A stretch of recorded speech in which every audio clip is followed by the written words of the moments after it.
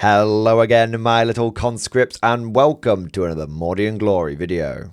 In today's episode, we shall be deep diving my personal favourite guard detachment, the Recon Element. As an infantry commander at heart, the Recon Element just speaks to me on a fundamental, on a genetic, on a spiritual level. And ever since this thing was revealed, ever since I got my hands on the Codex, I have been loving the Recon Element. And I've been championing it, despite the fact that a lot of people, a lot of competitive players and talking heads online said that it was kind of trash. But recently, there's been some chit, and dare I say chat, around the proverbial internet water cooler about how the Recon Element is actually pretty good. In fact, recently, somebody won a full-blown GT with this thing. And so it is with a big smug look on my face, I can finally say, vindication! And you know what? Let's not mess around anymore. Let's fix bayonets, and let's dive right into this thing. You there! Are you sick of languishing at home with nothing to do, wanking, eating expensive German biscuits, and just generally wasting your life? Well, I have got the solution for you. Warlord Games is now the proud sponsor of the Mordian Glory channel, and they have given me an affiliate link. By clicking on that link down in the description below, you'll be able to get yourself some fantastic World War II bolt action miniatures. These finely detailed models are the perfect way of finding yourself a hobby that will finally get you out of the masturbatorum. I'll make that deal. How about you? You make that deal? I make that deal. Damn good deal. So what are you waiting for? Click on the affiliate link down below, support the channel, and get off the sofa. First things first. Let's start off with that detachment rule, because I would say more so than almost any other detachment, even including like Hammer of the Emperor, Recon Element is definitely going to dictate and shape what is in your army. The Masters of Camouflage rule. Reconnaissance infantry use face paint and camo pattern fatigues, ghillie suits, and more to conceal themselves from the foe. Vehicles are camouflaged using netting and disruptive camo patterns, enabling them to blend in surrounding terrain. Suitably outfitted recon forces need only rely upon stealth and concealment rather than heavy armor for protection. I mean, it says vehicles, but it specifically means sentinels. What this means is Astra Militarum, Walker, and Regiment models from your army have the benefit of cover, while such a model has the benefit of cover for any other reason. E.G. because it is wholly within a ruin, improve the save characteristic of models in that unit by 1 to a maximum of 3+. This is just a straight up durability buff against pretty much all range shooting, and I really like that. Having infantry that doesn't just completely melt at the first sign of enemy fire is quite nice. And with things like the Krieg marshals going away, our infantry has been feeling pretty fragile recently. So anything that can make our ground pounders, our foot sloggers, feel just a bit tankier, feel a bit meaner, a bit greener, gets a big plus in my mind. But it isn't just infantry that is going to be affected by this.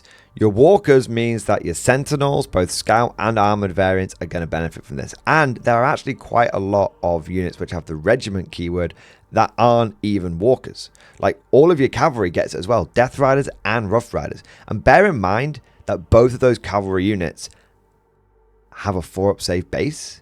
It means that in this detachment, against shooting attacks, they're going to have a 3-up save, because they're going to have the benefit of cover, put them on a 3-up. And if they have the benefit of cover already, for example, just like being in a ruin, right? Then that means that they'll have a 3-up save with the benefit of cover, which makes them like bloody Space Marines. In fact, it makes them very like Space Marines because they're going to be toughness 4 with 2 wounds, and they're going to have a 3-up save with the benefit of cover. It's actually really nice. Now, as a pure infantry commander, I often do think about this detachment in terms of infantry, and it is going to hugely benefit your platoon infantry, your Kriegers. Yeah, they're a bit expensive these days, but still they do good work. Your Kriegers and your Katachans obviously love this thing. It's very thematic for a Katachan army. But you know who actually probably benefits from this the most? It's the goddamn Cadians. And that is because of the way that Cadian blobs pair with the Cadian command squad. Because Cadian command squads give you the benefit of cover if you're on an objective. So if you've got your Cadians just slap bang out in the middle of the open, but they're led by a command squad, they're still on a 3-up save because they're going to have a 5-up save, plus they've got the benefit of cover, plus the other part of massive camouflage means that they get benefit of cover plus 1 to their save. That's a 3-up. Now, if you were then to also give them the take cover order, that would mean that your Cadians slap bang out in the open would have a 3-up save and the benefit of cover. Again, you can make Cadians as tough as Space Marines. Now look, Space Marines aren't that tough to kill. Let's be real here. You can blast intercessor squads to pieces left, right, and center. But intercessor squads are typically taken in squads of 5. People take like 5 ship munchers to certain objectives. Cadian squads are going to be coming in squads of 25 if they've got a command squad. That's a lot more. That's a lot more just straight up. That's just a lot more. But let us not forget our elite infantry. Kazakin, Scions, and Krieg Engineers can all benefit from this. And also you've got artillery and heavy weapon teams. Your actual artillery teams, your field ordnance batteries, both of those benefit from this. Krieg, Katachan, and Cadian heavy weapon teams all benefit from this. There's a lot of units in our codex that have the regiment keyword. Sadly, this won't benefit your abhuman units. As much as I love the idea of a bunch of Ogryns covered in camo paint, unfortunately, they won't benefit from this. But to be fair, abhumans don't tend to benefit from detachment rules anyway. I think the only 2 detachment rules that Ogryns and other abhumans really benefit from is siege detachment, because you've got the incendiary shells and you've got the smoke shells. Smoke shells to benefit your guys, incendiary shells to take cover away from the enemy. And then you've got the mechanized detachment as well. So out of 6 detachments, only 2 of them do Ogryns have, can they sort of touch the idea of being able to get a detachment rule. So whilst it's a shame, it's not actually a mark against those units because it's pretty par for the course. Bringing all of this together, I think a very natural and traditional way of looking at Recon element is pure infantry, masses and massive infantry pushing forward. And I think that will actually work quite well. But I don't think you should overlook the fact that you could make an elite pure infantry army between Kazakin and Scions. You could get like 60 bodies there doing pretty good stuff. And I don't think you should overlook the fact that cavalry are really effective in this detachment. Shout out to a bit of a maligned unit these days, the Death Riders. They really come alive in this detachment and actually are probably one of the better units. In fact, the guy that won a GT with Recon Element recently he believes that he's got some Death Riders in his army and he wants to find room for more of them. So Death Riders are often seen as a bit rubbish, but in Recon, they start shining, which is cool because Death Riders are cool models. However, there is one obvious glaring problem with this detachment, which is that if your opponent ignores cover, you basically don't have a detachment rule, because you have the benefit of cover and you only get the extra second half if you have the benefit of cover like doubled up. But if the enemy just ignores cover, you don't have the benefit of cover and you can't get +1 to your save. Now, you can ignore cover in 2 ways. You can be Tau, which just ignore cover basically all of the time. No word of lie, I think Tau are the absolute kryptonite to this army, which is a bit of a shame. But I guess that makes sense. You try and sneak up on a Tau, he's just going to use that sort of, what they call the Black Sun filter, the Predator vision, he's going to see you. But other armies obviously can ignore cover as well, but Tau have the most of it. The other obvious way is melee. You can't claim the benefit of cover in melee. So either you're going to get marker lit up, either you're going to get marker lit up or you are going to get chopped up. Now, I will just admit straight away, you can't do anything about the enemy if they ignore cover with ranged weapons. You're just cooked. Just accept it, push through, and just come to terms with the fact that for that particular game, you're not going to have a detachment rule. And if it's a tournament, hopefully the next game will be different. The combat thing, the melee thing, is different. As we will see later on, especially when we get to the stratagems part of this detachment, Recon Element has plenty of tools in the toolbox for dealing with melee armies. And I took Recon Element to a super major GT. I faced assault armies 5 games in a row. It's an after action report on this channel. And I was able to handle every single one of those melee armies. I didn't get my shit pushed in even slightly. So the idea that Recon Element struggles into combat armies is not true. It's just its attachment rule becomes irrelevant, but the stratagems pick up all the slack. Oh, and one last thing to mention about Master of Camouflage before we move on to the enhancements. I know we've talked about Sentinels, we've talked about Cavalry, Artillery, Infantry, but you know there is one unit that actually weirdly works very nicely in this attachment. It is the Baneblade. The Baneblade, its special rule, Armored Fortress, means that it basically grants the benefit of cover to units around it. Now, it's a bit of a meme putting a Baneblade in a Recon army. I believe that is called Recon Enforce. But as someone who's actually done it, it worked quite well. It's definitely a bit of a balls out maneuver. It's definitely a bit silly.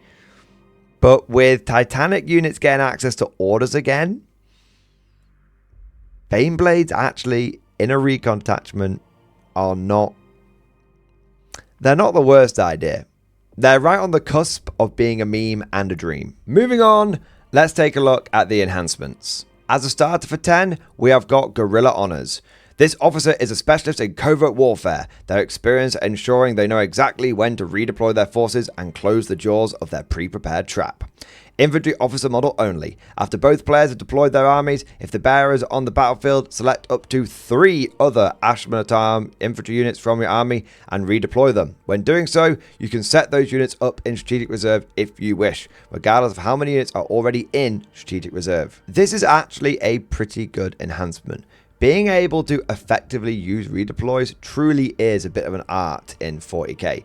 It's something that, sadly, I've always kind of struggled to get the most out of. I tend to just deploy my units where I want them to go. But if I was a bit smart, a bit more big-brained, deploying my units down and then going, and just moving some over would be fantastic. I think the reason a lot of people don't put as much weight behind redeploys now is in 9th edition, you redeployed after you knew who was going first. And in 10th edition, you have to redeploy before you know who's going first. That, combined with standard terrain layouts, does tend to mean that people generally just deploy the units where they want. But being able to put them into reserve is not a bad shout if you think you're getting a bit traffic jammed up. And then also, if you're taking this army, you're probably going to be taking Catachans. You're probably going to be taking Scout Sentinels. You're probably going to be taking Kazakin. And all of those units have got Scout.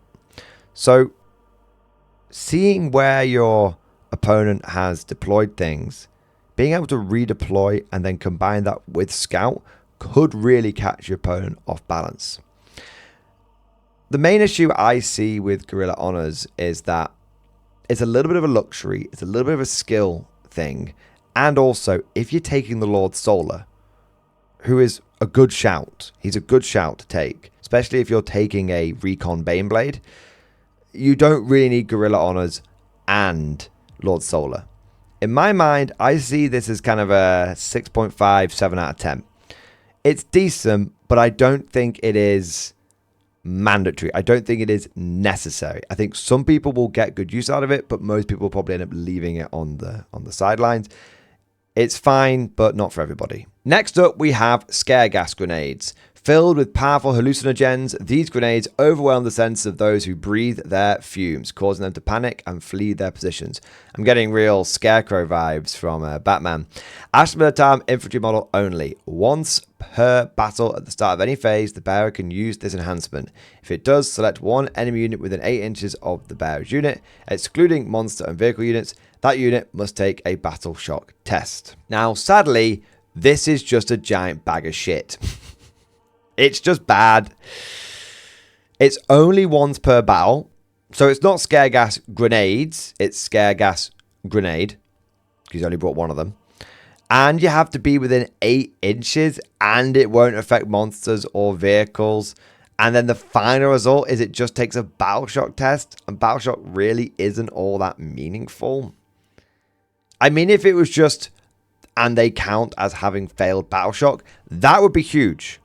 That would be big. If you could just be like, auto fail, battle shock, just for this one phase. Brilliant. Because then you can go, enemy unit with access to armor of contempt or similar ability or lightning fast reflexes, something like that. Boom. Scare gas grenade, bitch. But it's not reliable. There's too many barriers in the way to make this useful. It's only once per game. Barrier. You have to be very close to the enemy. Barrier. And you have to make them take a battle shock test, which they could pass. Barrier. I really never see the point in taking these. If GW made it where it wasn't once per battle, it might become slightly better. But even then, I don't think it's the once per battle which is the problem. I don't think it's the 8 inches of the bear's unit problem. I think it's the fact that it's just a battle shock test. If I was to fix this, I would just say, and the enemy unit fails battle shock or becomes battle shock. That's the way I would do it. And if I really wanted to make this, that would take it from shelf tier to maybe C tier. If I wanted to make this like B or even A tier, I would get rid of the once per battle thing as well. Having the ability to go around making people fail battle shock tests automatically would be, it could have some play. I'd pay 10 points for that. Maybe 15, probably 10. Yeah, I guess the only thing that's going for, if I had to say something positive about it, is it can be used at the start of any phase. So who knows, maybe you catch your opponent off guard and he has a stratagem he wants to use in melee. And you're like, take that. But it's not just your turn is what I'm saying if you use in any phase. But I don't think that's enough to save it. On the other hand, survival gear is chef's kiss. Whether equipped with climbing gear, machetes, or snowshoes, love that, this unit moves swiftly across inhospitable terrain to engage the enemy. Astra Militarum infantry model only. The bearer has the Scout 6-inch ability. That is good. That's just good. I like it. So I've got a few ways in my mind going through how I would use this. But principally, I'm seeing giving a character Scout who doesn't normally have Scout and then joining him to a unit that has Scout so that he doesn't slow them down. For example, Acadian Castellan joining a unit of Kazakin. Now those Kazakin are going to have sustained hits. They're going to keep Scout and they're going to be able to double up on orders thanks to Warrior Elite and the Acadian Castellan. I could also see people putting this on a Commissar and joining him to, I would say, like a Catachan Jungle Fighter squad so that then they can continue to scout forward without being held back, getting some sort of like Colonel Greaves, Commissar Greaves kind of vibes. Another way of doing this is having an Ogren Bodyguard, because the Ogren Bodyguard can take survival gear. And then he could join a Catachan Command Squad, then the Catachan Command Squad can join a lot of Catachans, and you can have quite a chunky Catachan squad going forward and having Scout, having Flamers, having special weapons, having an Ogre in there with a Ripper gun. Like, that's quite nice, actually. It's a pricey unit, but it's a hell of a chunky unit. So you can use this to have characters keep up with units. Another way of using this is just to have very cheap Scout in your army. You see, survival gear is only 5 points. That means you can take a Commissar with survival gear, and he can be your equivalent of the cheap Scouting Sentinel. Because most people put a Scout Sentinel in their army. Whether it's Recon element or not, they put a Scout Sentinel in there because it's like, okay, 55 points, it can scout forward turn 1, and then if I get something like area denial turn 1, bang, I can get it easy, or extend battle lines, bang, I can get it easy, and I can do it without having to expose a more meaningful unit, which, this is 40k, will then just die. If I can put a scout sentinel on there, great. If I put like a whole blob out there, I'll lose the whole blob, so I might as well do it with the cheap option. Well, technically, the cheapest scouting unit in the game, well, I don't know if it's in the game, in this codex is a commissar with survival gear for 35 points. Now, the last enhancement is tripwires. Carefully placed tripwires detonate booby traps as the enemy advance. The resulting explosions cause the foe to halt in their tracks. Astra Militarum infantry model only. Each time an enemy infantry or mounted unit ends a normal, advance, charge, or fallback move within 9 inches of the bearer's unit, roll 1d6. On a 4+ until the start of your next turn, that enemy unit is stunned. While a unit is stunned, each time model that makes an attack, subtract 1 from the hit roll. Tripwires is actually really good. It's really good. So, how I would use this is I would take a big block of 10 or 20 Catachans, and then I would join a Catachan command squad onto it. And then I would give that unit tripwires. And then, I wouldn't do this every single game, but as and when I felt like it would be really useful, I would just like scout them forward, and then if I got turn 1, I would like move. I'd be super aggressive with them, but most importantly, I'd spread them out. I would cover a huge area because it's each time an enemy infantry or mounted unit ends a normal, advance, charge, or fallback move. Not just once per game, not just one enemy unit, it's each time. And it's the bearer's unit. Not the bearer, but the bearer's unit. So that means if I've got this really long, strung out unit, and the enemy starts moving forward aggressively, I can be like 4+, 4+, 4+, 4+, 4+. Who knows? It's 50-50, so it might go off, it might not. But I can just be like 4+, 4+, 4+, -1, -1, -1, -1. It's just a great way of being able to mess with people. And what I quite like about tripwires is it's -1. It happens in the movement phase, clearly, because it's move, advance, charge, or fall back, right? It can happen in the charge phase as well, but it can happen in the movement phase. So that means it can screw someone. It can even screw over shooting armies. Oh, you get close to me? -1 to hit. But I'm shooting you. Yeah, it doesn't matter. Tripwire, bitch. -1 to hit. Like I said, it's not an amazing ability because it's only on a 4+. If it was on a 3+, I'd say it was an auto include, and I'd do it every turn no matter what. But if you find yourself with a few points left over at the end of your list, maybe you take that scouting commissar instead of a scout sentinel, and you got 20 points left over at the end of the list, I'd chuck tripwires in there. It's a good enough enhancement that even if it only comes up in sort of 2 or 3 games in like a GT, even if it only comes up in 1 game in a GT, it's probably worth it. Because it's not expensive enough to completely break the bank, and it's useful enough that it'll probably come up in some capacity every single game. But if there's a game where you don't get a chance to use it, guess what? You've still got an infantry platoon. You've still just got a blob squad. What I'm saying is, don't take this blob squad with the idea of this is the tripwire combo. Take a squad of Catachans you're going to take anyway, and then if you've got some points left over, chuck tripwires on there. It's a tool in the toolbox, which I think you'll find is surprisingly annoying for your opponent. The only problem with tripwires is, in terms of shooting, it kind of competes with a stratagem. And speaking of stratagems, why don't we head over there so we can have an idea of what I'm talking about. The first stratagem into the breach is crack shots. Reconnaissance units are often comprised of experienced survivalists and hunters, many of whom are expert marksmen. You use this stratagem in your shooting phase. You target 1 platoon unit from your army that has not been selected to shoot this phase. If you want an idea of what platoon units are, you're typically looking at your blob squads like Cadians, Catachans, and Kriegers. The effect of the stratagem is, until the end of the phase, ranged weapons equipped by models in your unit have the precision ability. I'm not going to lie, this is a great stratagem. Just really good. If you ever play against Necrons, this is like the anti-Necron stratagem. But even if you don't play Necrons, this is like the anti-10th edition stratagem. Because 10th edition is all about take unit, add character, big brain maneuver, you've made a combo. In fact, they kind of railroad you down this stage, don't they? With this character can only join this one unit and then he gets this buff, like lethal hits, whatever. Point is, 10th edition is all about adding characters to units, so those units actually do really, really well. It's about natural combos. And a lot of the time, when you take those units and take their characters away from them, they become a bit impotent. A bit meh. Like, sometimes they'll still be totally okay. Like, a unit of Khorne Berserkers is still going to absolutely blast your ass. It's still, 20 of them is going to beat 20 guards in a fight, don't get me wrong.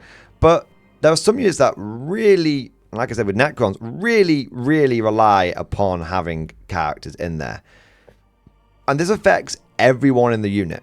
If you've got a blob of Cadians or a blob of Kriegers, that's like 2 melter guns and 2 plasma guns minimum. If you've got Kriegers in there as well, it's 2 plasma pistols. If you've got a command squad attached, that's going to be at least an extra plasma pistol and plasma gun or melter gun. If you're going down the Cadian route, I think you can have officer with plasma pistol, and then you can have a guy with plasma pistol, and then if you are an absolute heathen, you can put the flag away and get another guy with a plasma gun. You're going to have loads of plasma. So the point is, it affects every weapon.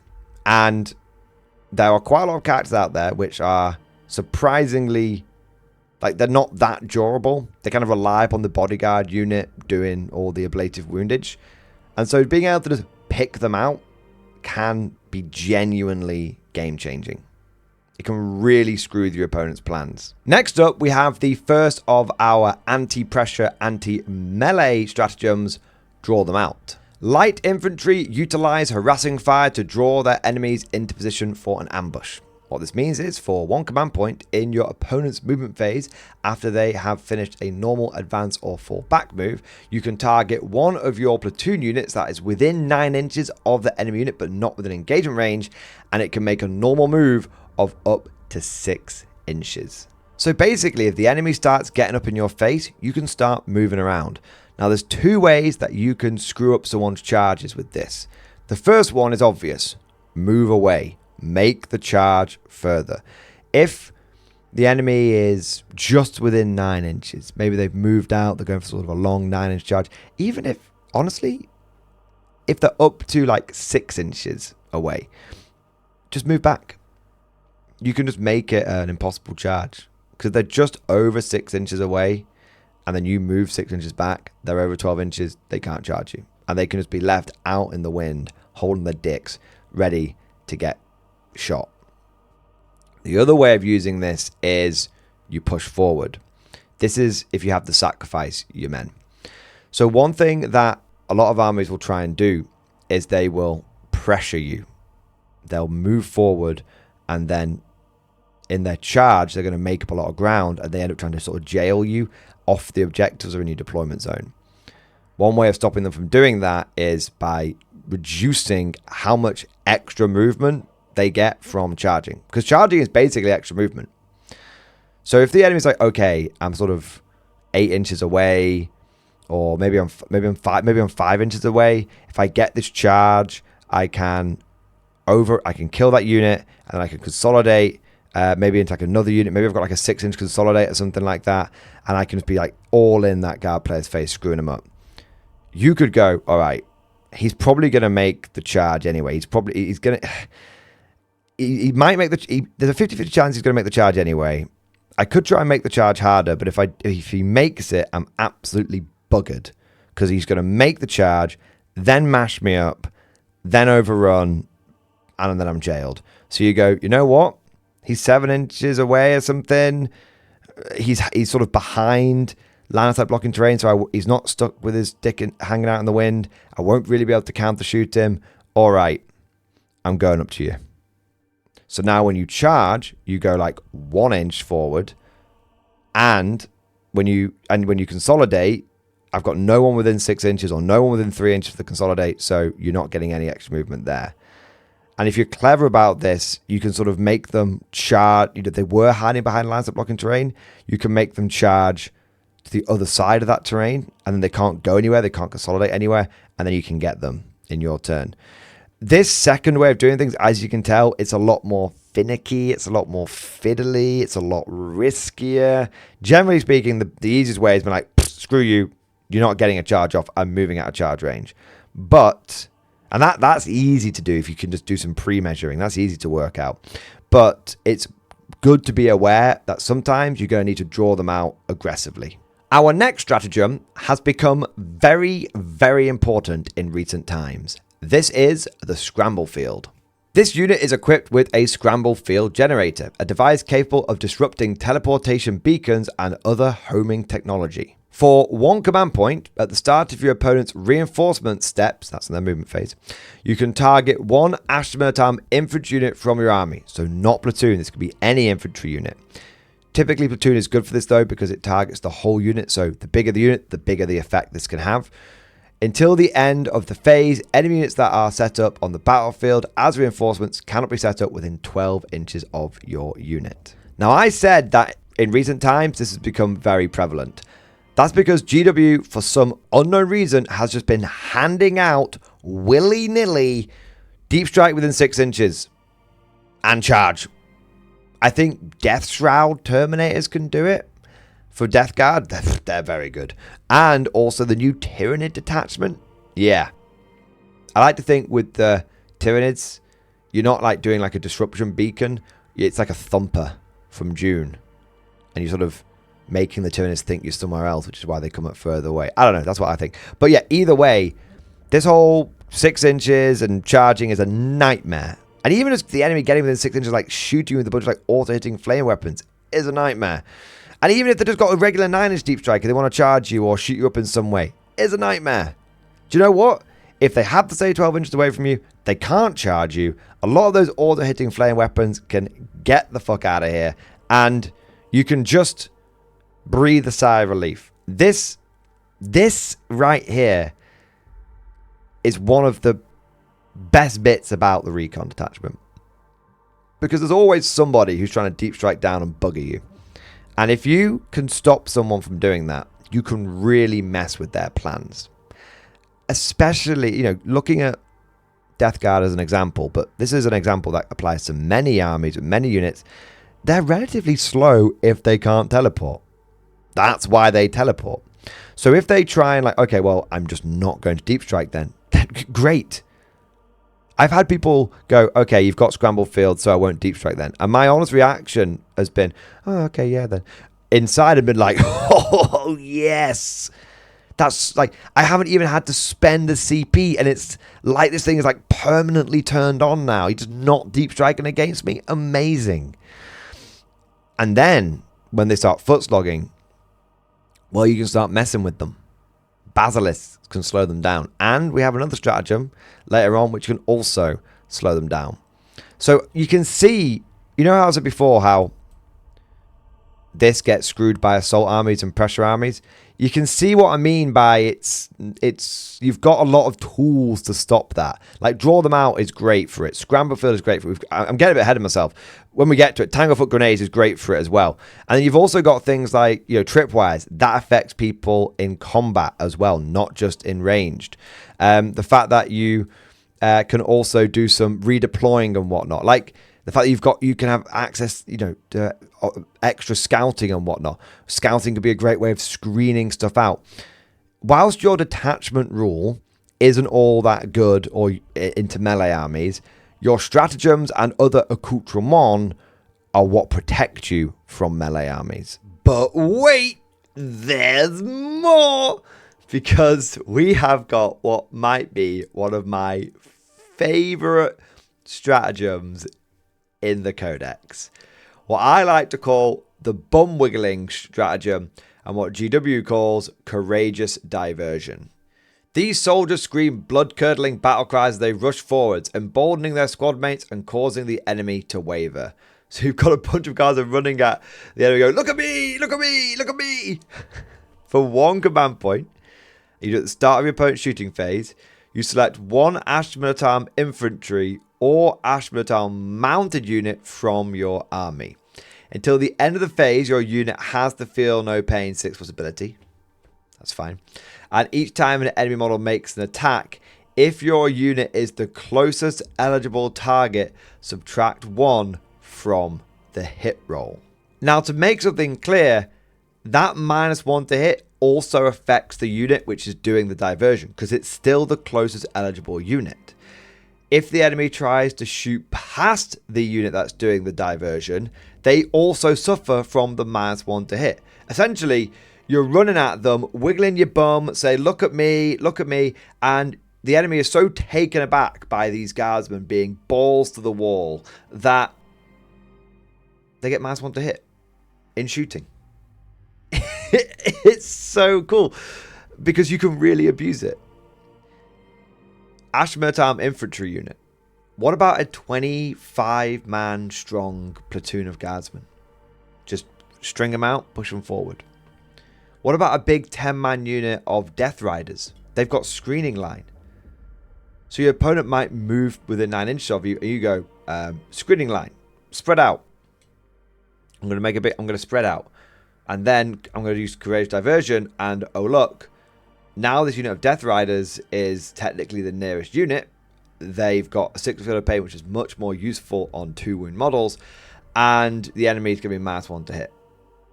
It can affect a huge amount of the board, and even on dense terrain boards like WTC, this is useful. But when you look at the new UKTC boards, and especially GW terrain, this can affect a huge amount of shooting, and shooting is very meta on GW boards, and it's also becoming much more relevant on the UKTC boards as well. And what I love about this stratagem is it can be a complete mind job for your opponent, because if they know that you can get access to all of this -1 to hit, and it's not even on just one unit, it completely can throw off their sort of mental calculations they've done for, okay, I need to do this much damage on this unit and do this much damage on this unit, so I need to commit this to here, this to here. It's like, oh man, I can't even like try and bait this out. This is the great thing. I can't even bait it out. It's not like when you face against like Eldar and like lightning fast reactions or smoke screen, where you can be like, okay, well, I'll try and bait out the smoke, I'll try and bait it out, and then I'll go after another unit. Courageous Diversion, because it can affect so much, you can't even bait it out. It can just, your opponent will just go, oh yeah, Courageous Diversion, and yeah, now everything you want to shoot is going to be -1 to hit until you deal with this front unit. Now, to be fair, they could just deal with the front unit. That would change things, of course. But it still means they might have to shoot a low value target just to get to the high value targets. And the fact that you could use Courageous Diversion to like screen out, let's say, a more important unit like a tank, and then your opponent goes, okay, I'm going to kill this infantry. I've dedicated like 2 or 3 units to do that. Sweet, the big infantry platoon's gone. Now I'm going to go to tank. It's not -1 to hit anymore. And you can just be like, pop smoke. So you can really layer this up with other defensive stratagems to just ruin your opponent's day. And on top of all of this, I like the flexibility of this stratagem. Because on the one hand, you can think big picture. You can be like, okay, big 25-man platoon, screen as much out, have a great time. But sometimes you might not want to commit that much. I mean, at the end of the day, a platoon of guardsmen does tend to come in at about 180 points. A unit of horses can come in at 120 points. I know to some factions that might seem pretty cheap, but to the guard, that could be considered a significant investment on a screening unit. We want to try and, have units a bit cheaper that die rather than throwing away whole platoons in one go. Well, not entirely true. I'll happily throw away a platoon, but you get the point. 180 points for an infantry platoon is almost 10% of your army. You can use this on smaller units. You can be like, I'll just chuck 10 Catachans out there. You now have to clear those away. You probably will clear them away, but now you have to clear them away if you want to get rid of this -1 to hit. And you also then have the fact that you could just use this selfishly. You can be like, you know what? There's a unit on an objective. I need to hold that for primary. It's not going to affect anywhere else in my army, but Courageous Diversion, -1 to hit, 6 of pain. Thank you very much. Or I need to finish this action, Courageous Diversion. It can just really protect individual units and essentially act as just a -1 to hit on any unit that you need, any infantry unit, any mounted unit you need at the time. And it can act as a giant force multiplier and everywhere in between as well. And I think it's really important to consider how Courageous Diversion can stack up with other defensive buffs that you could potentially put on something like a big blob of guardsmen. I mean, on the one hand, straight away you've got -1 to hit and 6 up, feel no pain from the stratagem. But then, what about the fact that we're in the Recon Detachment? You're going to have a better save. You're going to be on a 4-up save with cover, or you're going to be on a 3-up save if you're a unit of guardsmen, if you already have the benefit of cover. Now, you could already have the benefit of cover in a number of ways. You could be Cadians with the Cadian Command Squad, or if you've got a few CP to burn, you could go to ground, which gives you the benefit of cover and a 6-up invulnerable save. So you can just go to ground out in the open, have a unit of guardsmen, which I've got a 3-up save, a 6-up invulnerable save, -1 to hit, and a 6-up feel no pain. And there's 25 of them. We say, oh, just clear the guardsmen out of the way and then you can get the stuff behind. But the reality is that you can make it as hard as possible to make that Courageous Diversion stick around. And the harder that you can make this unit to get rid of, the more your opponent has to try and put into it to get rid of it, and the longer that the Courageous Diversion is doing its job of protecting your other units, and the longer that it's going to take them to get rid of that -1 to hit going across your army. They may even decide, no, it's not worth it. I'm just going to leave the infantry and go after the tanks. Well, you know what? That's totally okay, because now my tanks are -1 to hit. It's like I've got free smoke screen on them all. Last but not least, I know I'm really glazing this strat, but last but not least, this really does impact indirect fire as well. If this unit is at the front, any indirect fire unit will be suffering an additional -1 to hit until the Courageous Diversion is gone, because technically, more than likely, it's going to be the nearest unit to that indirect fire, and therefore it's going to be the nearest eligible unit. Of course, that does work both ways. Perhaps you've done the Courageous Diversion on one flank and the artillery decides to shoot towards a near unit on the other flank. That is true, that can happen, but it's just important to be aware of how this will interact with indirect fire. Our 5th stratagem is Tanglefoot Grenades. Now, we've already touched upon this a little bit throughout the video, but let's really deep dive it now. Employed by skirmishers and recon troops, Tanglefoot Grenades ensnare advancing infantry, slowing their advance. What it doesn't say in this flavor text is, oh, and the guardsmen nicked these from 9th edition Custodies. For 1 command point, you use it in the start of your opponent's charge phase, and you target 1 Astra Militarum grenade unit from your army, which does happen to be your infantry and your cavalry as well. They do have grenades. Until the end of the phase, each time an enemy selects your unit as a target of a charge, subtract 2 from the charge roll. This is not cumulative with any other negative modifiers to that charge roll, so you can't combine it with basilisks, for example.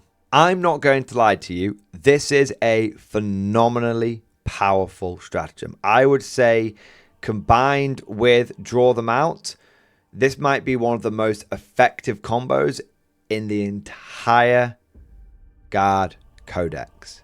It is almost the ultimate anti-assault army tactic. Because if you draw them out, you can move back 6 inches. And then on that unit that's doing the screening and doing the drawing out, you can use Tanglefoot Grenades. Which means even if your opponent got just over 1 inch away from you, if you move back 6 inches, that would make it a 7-inch charge. And then if you Tanglefoot Grenade, that would make it a 9-inch charge from someone that potentially started right in front of your unit. Or if they start just a little bit outside of your, maybe a bit further away, I should say, you can make this so that your opponent thinks they're going to be having like a 3 or 4 inch charge, and you can be like, nope, an impossible charge. Thank you very much. It's also amazing for just screwing over people that have deep struck down. I mean, in theory, you should have scramble field to stop that from happening, but sometimes scramble field can't be everywhere. So you scramble field on one side, and the enemy's like, oh, okay, can't deep strike there. And then you go Tanglefoot Grenades on another side, and it could be like, hang on. So either I'm outside 12 inches, so I can't make the charge, or I've got an 11-inch charge to make now on another side, even though I was able to deep strike within 9 inches. You can also really mess with all these armies that are coming up with these like 6-inch charges. You know, Scramble Field again will help you, 6-inch deep strike today. Scramble Field will help you on one flank, but Tanglefoot Grenades can help you on another flank. And you can just be like, you know what, that's his charge, make it an 8. And an 8-inch charge is doable, but is not guaranteed. In fact, statistically, the average charge distance is 7 on 2 dice. So the enemy, if they're making an 8-inch charge, is going to be on the wrong side of that. But it's not just draw them out that can take advantage of Tanglefoot grenades. You've also got to think about the fact that Death Riders, and I did do a whole video on this, which I highly recommend you check out. I did a whole deep dive on this. But if you're like, ooh, I don't really have the CP to do draw them out and Tanglefoot and Scramble Field, this sounds like a lot of CP from one army. Death Riders basically get an inbuilt draw them out. It's called Screening Line as their unit ability. And they can use Tanglefoot grenades because they are a grenades unit.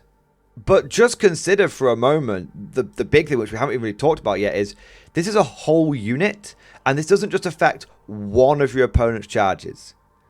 This is until the end of the phase. So if you've got a unit that's covering a flank, a nice screening platoon of guards, and we're talking about maybe another 25-man squad, something like that. This unit has the ability to cover a huge footprint. This unit has the ability to screen off a huge area of the board. And it might be that it makes a tempting target for multiple charges from your opponent, but that means that multiple charges from your opponent are going to suffer from this -2 to charge roll. Between Tanglefoot grenades covering one flank, draw them out covering another flank, scramble fields covering deep strike, and maybe having a basilisk or two in here, you can really make it very, very hard for any assaulting army to get to grips with you. And then you've got Death Riders as well. Death Riders, Basilisk, Scramble Field, draw them out, Tanglefoot grenades. We're getting up to like 5 tools, which are not only at home in this army, because Basilisks are generally great. Death Riders work really well in this. You've got 5 tools in your toolbox to mess with assault armies. Again, I'll refer to what we said before. People dismissed Recon because they were like, well, it can't do anything against assault armies. It absolutely... Oh, I forgot tripwires. 6 tools. Half a dozen tools. Half a dozen tools in this stratagem and drawing on a couple of bits from the wider codex to mess with assault armies. Recon does not struggle with assault armies. You just have to use the tools in the toolbox. You have to get practice with it. You have to get your reps in. But when you do that, it'll become natural to you. And you'll just start throwing 7 different kinds of smoke in your opponent's face, and it will just be... It's going to be quite frustrating for them, but it's going to give you that chance to hold off the melee pressure. And last, but certainly not least, we have got Scouting Outriders. Sentinels and cavalry units use their speed and mobility to outflank the foe, ready to strike at the most opportune moment. For 1 CP, you use it at the end of your opponent's turn, and you target 1 mounted or walker unit from your army that is wholly within 10 inches of 1 or more battlefield edges and not within engagement range of 1 or more enemy units. The effect is you remove your unit from the battlefield and place it into strategic reserve.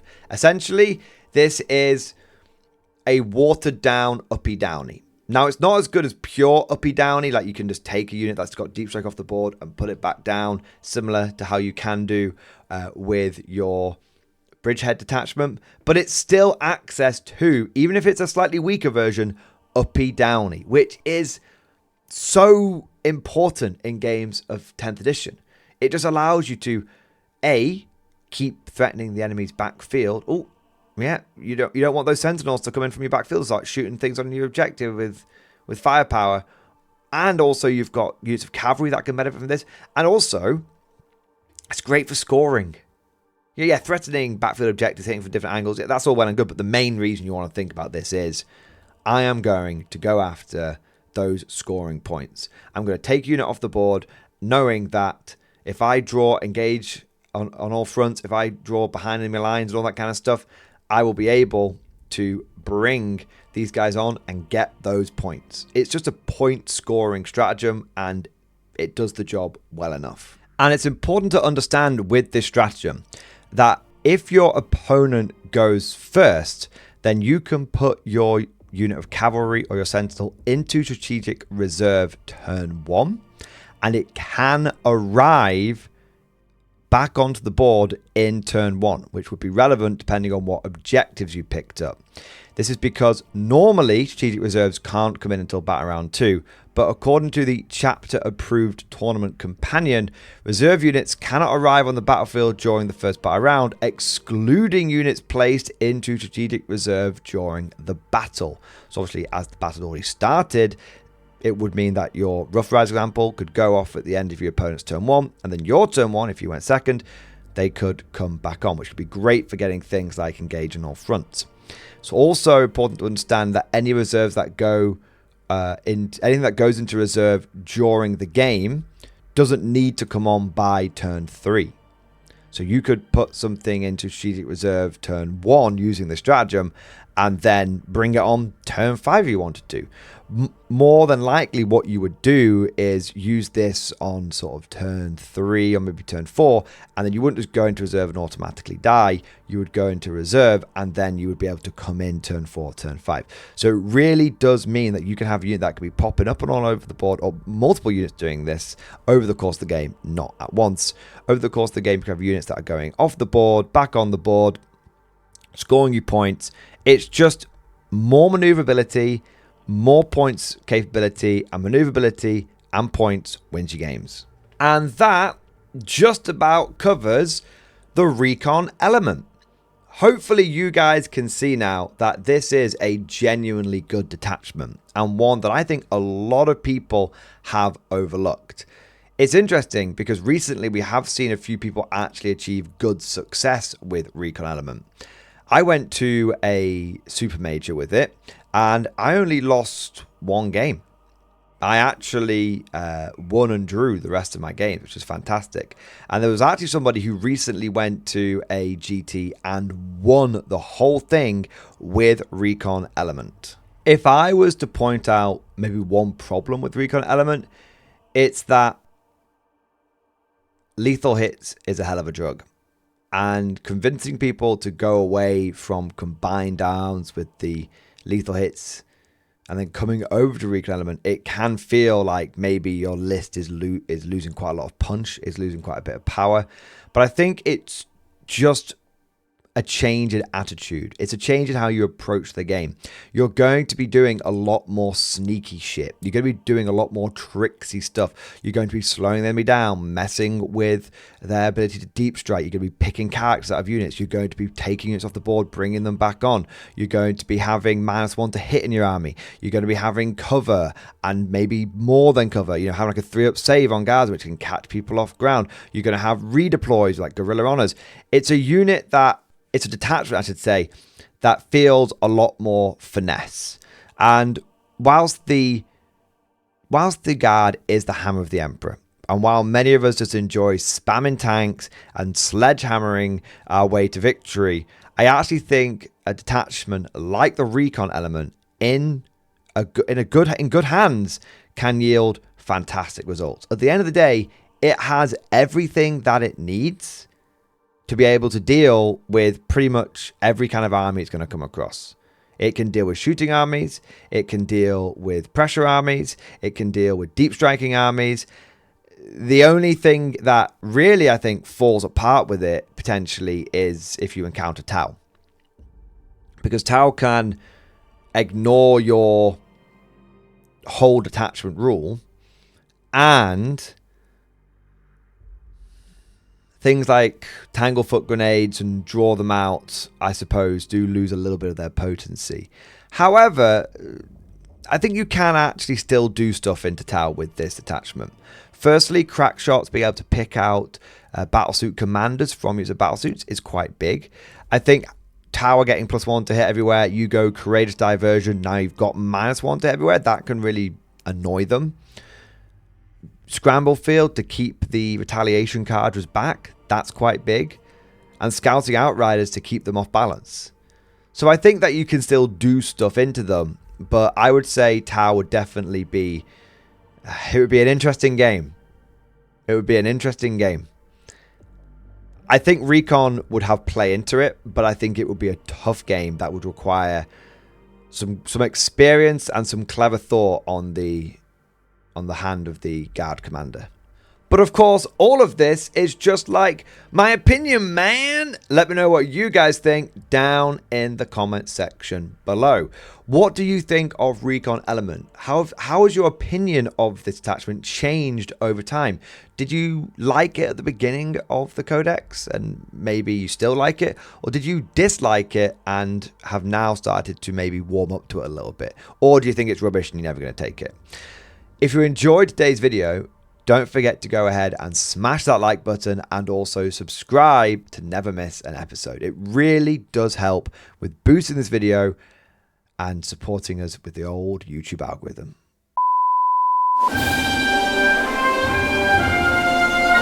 Would you like to know more? If so, then please consider becoming a channel member or patron. By supporting the channel, not only will you be doing your part, but you'll also be helping me create more content for your viewing pleasure and unlocking a whole host of perks. You get everything from a badge next to your name, custom emojis, but the big one is access to the Mordian Glory Discord server, an online community with almost 2,500 active members. It's always popping off in the MG Discord. We've got channels for army lists, hobbying, tactics, stories, and even a pretty spicy meme section as well. For all you greenhorns that wanted to see the Mordian glory hole, today is your lucky day.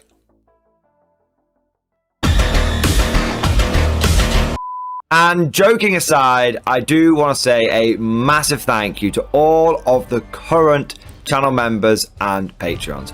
You guys are amazing, truly the lifeblood of the channel. I could not do Mordian Glory full-time without the incredible and generous support of my members, so thank you guys so much. And last but certainly not least, I want to say a personal thank you to all of my top tier Patreons.